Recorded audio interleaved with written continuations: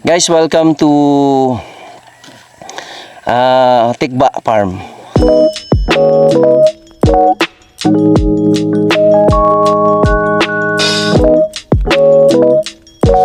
So, papunta tayo ngayon sa mushroom farm. Ayan.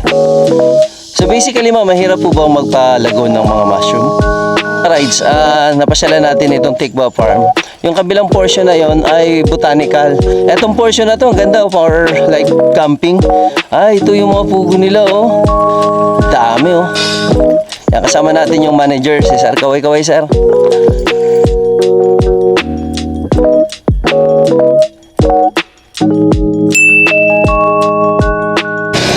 Hey, what's up mga ka-ride? So, ngayong umagang ito ay bibisitahin natin ang mga tinatawag na CBST or Community-Based Sustainable Tourism dito sa Puerto Princesa. Somewhere south tayo ngayon, ipipicture natin yung mga pwede nating pasyalan at hindi lamang pasyal kundi nakakatulong pa tayo sa ating mga kababayang mga katutubo dito sa Puerto Princesa sa ating mga papasyalang lugar. So, ano pang hinihintay natin? Samahan nyo kami at i-explore natin ang mga CBST or Community-Based Sustainable Tourism na pwede nating pasyalan dito sa Puerto Princesa. Let's go! Nagkumi tayo na mag-ocular ngayon sa isa sa mga pasyalan dito sa Puerto Princesa. Ito nga yung traveling the northwest of Puerto Princesa.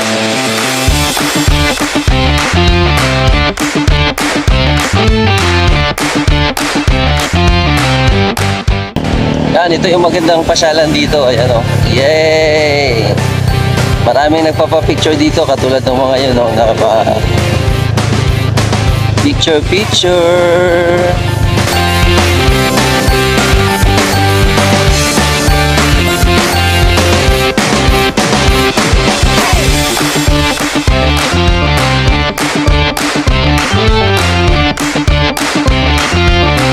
Sa tingin ko, magandang araw ito para mamasyal.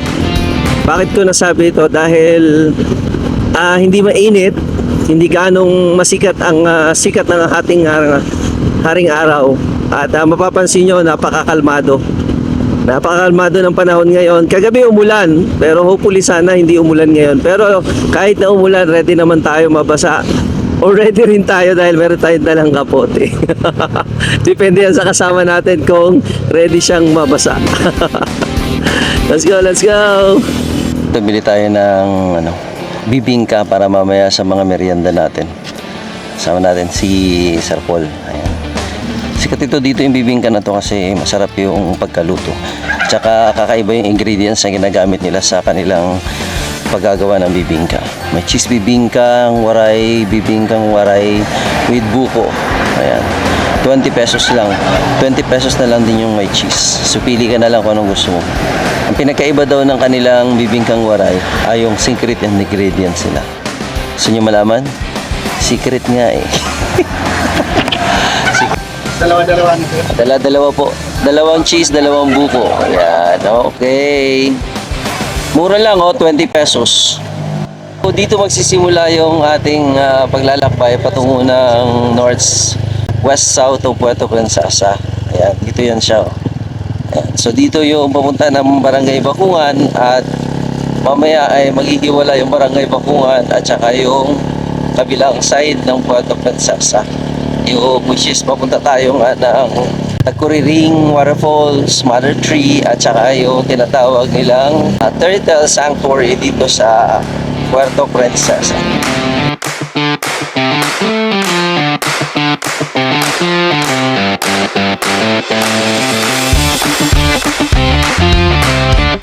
Magandang umaga po. Pwede pong magtanong patungkol po doon sa mga tilapia, sa mushroom. Existing na po ba kayo ngayon? By the way po, we're vlogger sa Puerto Princesa. Nagpipicture po ako ng mga destination places. Hindi po kasi Mang Mags. Nakikita kasi ang mukha ko doon eh. Welcome to Tikba Farm. Meron silang dito oh. Meron silang reception area dito na pwede ka magkape.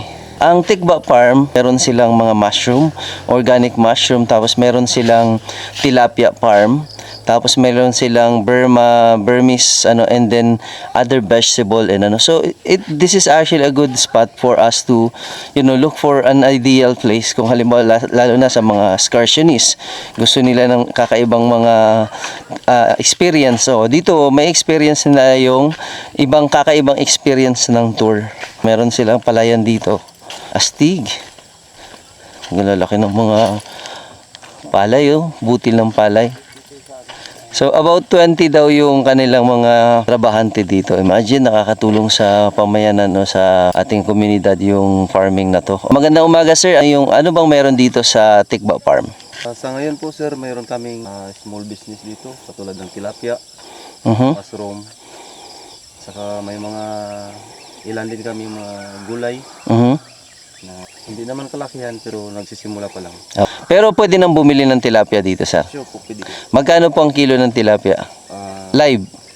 250 po. 250. Halimbawa kung ilang pira-piraso lang, mga 5, 6, mga ganyan. Pwede naman po. Okay. Interesting kasi may tilapia sila dito farming. So kung gusto mo ng fresh na tilapia, dito magsayin din yung presyo sa palengke. But this one is fresh. Nakita mo na fresh talaga yung binibili mo. And pwede pang live ito sir, di ba? Yung pwede mong alagaan, paramihin, di ba? Fingerlings. Fingerlings daw. So yung fingerlings sir, magkano? Dos po isa. Dos isa ng tilapia ba? Nagkaroon tuloy tayo ng idea. Ayan Yan, ito yung tilapia nila. Usually sir, ang mga tilapia, mga pagkain na yung mga pinapakain nyo sa tilapia? Dito, kangkong, napir. Natural lang, kangkong lang talaga. So, ayan guys, ito yung farm nila. Ito yung isang area. Nakikita nyo yung net. Para madaling ma-harvest yung mga tilapia, kaya nakalagay sa net. Kasi nihila lang yan yung net. Di ba tama ba sir? Ayan. So, papunta tayo ngayon sa mushroom farm. Ayan. Tawid ilog guys. Tawid ilog. Ayan Wow. Nice. Wow, ganda rito Very peaceful. So, ito naman pupuntahan natin is yung sa mushroom. Nice. Hello, magandang umaga. Hello ma'am, ano pong pangalan natin? Arlene po. Arlene. Ma'am, pwede bang mapasilip ng inyong mushroom nursery? Pwede naman po. Ito yun guys Dito na tayo. Ayan Dito na rin yung growing house namin. Ito rin na yung growing house. So basically ma'am, mahirap po bang magpalago ng mga mushroom? Hindi naman siya ganun kahirap pero kailangan mo ng tiyaga. So ang proseso ng pagtatanim mga ilang linggo or ilang buwan? Ang pagtatanim po kasi, after niya mataniman, wait pa po ng mga 1 month. Sa inoculate pa po siya. Okay. Then, mga 1 month, bago namin nilalabas para ready to... So kung babalik ako ma'am, mga kailan ako pwedeng bumalik para makita ko na meron na tong malago na tong mga to? Yan. bukas or sunod na araw, harvest na yan siya. Talaga? Hindi siya tumatagal. Talaga? Bilis lang po. So ibig sabihin ito mabilis lang pala itong lumago itong mga to. So ilang araw lang po ito? For example, itong nakikita natin na to. Ilang araw lang po ito? Mga bukas or sunod na araw. Talaga? Ang bilis pala ng harvest nito. Bilis lang po. I see. So yung matagal lang talaga yung proseso ng pagpiprepare ng itong canister o yung pinaglalagyan o tinataniman ng ating mga mushroom. Ang dami So imaginein mo ito, hindi natin napapansin pero mga one of these days, meron na siyang sisibol na ganito. Pag sumibol na yan siya, may ilang araw lang, pwede nang i-harvest. Wow! Dito yan sa Tikba Farm itong kanilang nursery ng mga mushroom. So, na-amaze ako kasi first time ko makakita na ganito pala yung procedure niya. Rides, napasyalan natin itong Tikba Farm. Kung titingnan natin doon sa entrada, napakaliit lang ng lugar. Pero napakalaki pala nito. Tapos, ang dami mong makikita dito. Yung kabilang portion na yon ay botanical. So, nagbebenta rin sila ng mga halaman. Nagpo-propagate sila ng mga halaman dito. Etong portion na to, ang ganda for like camping. Pwedeng overnight camp dito. Ano pa yung ibang mga pina-farm natin dito, sir? Ano po sir? Pugo. Pugo. Ito yung mga pugo nila, Ang ganda naman ng pugo na to. Yan, look guys, Tingnan nyo. Dami, May itlog na, Ayan, may itlog, Yan tuwing hapon po sir. Ayan. Sa isang araw, sir, mga ilang itlog ng pugo, sir, ang na-harvest natin? 70% po. 70%. So kung halimbawa 20 sila, mga nasa 17, 15, mga ganon. Step outside, let the sun shine in. Feel the breeze, let your heart begin. Chase the moments, make them yours. Nature's calling, open doors. Find your joy in every day. Happiness is here to stay. Ang dami pala oh. Ito nakakulong pa oh. Ang galing ng bahay nila oh. Ayan oh, tingnan nyo. Ito po mga matatanda na ito. Hindi po. Parehas lang po sila, magkakasama. Pero bakit yung iba, parang iba yung klase ng ano nila, ng kanilang balbon, yung feather nila. Parang ano pa lang, pasimula pa lang sila maglugon, ito tapos na po sila. Okay. Ayan, so ibig sabihin po yung mga feather nila hindi pa gaano malago. Ito malalago na oh, ayan oh. Step outside, let the sun shine in. Feel the breeze, let your heart begin. Chase the moments, make them yours. Nature's calling, open doors. Find your joy in every day. Happiness is here to stay. Enjoy the night. Guys, welcome to Tikba Farm. Yung Tikba Farm guys, located dito sa Barangay Bakungan, Puerto Princesa City. Meron sila dito mga livelihood program at nagpa-farming sila dito. Meron tayong mga quail dito, mga pugo. May mga halaman tayo, bulaklak, botanical na binibenta rin nila. And then meron tayong literal na farm doon, at the same time meron tayo yung tilapia farm. Ayan, so sa mga gustong mamasyal, gusto nyo maiba naman yung mga pinapasyalan nyo, ito yung magandang area. Very naturalistic lang, hindi gaanong develop.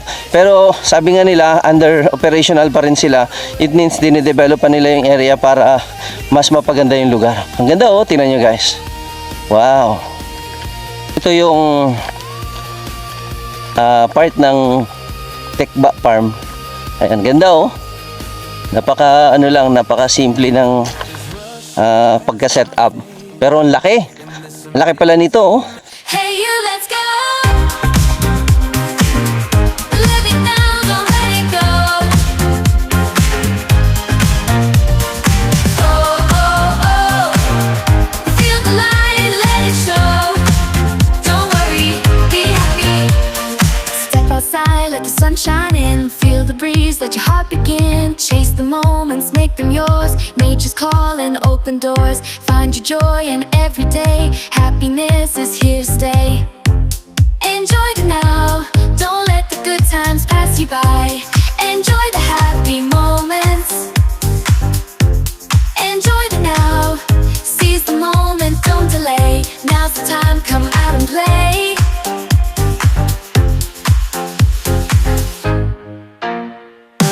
Enjoy now, don't let it pass. Feel the rhythm, make it last. Take your chance, the world is bright. Dance through life with two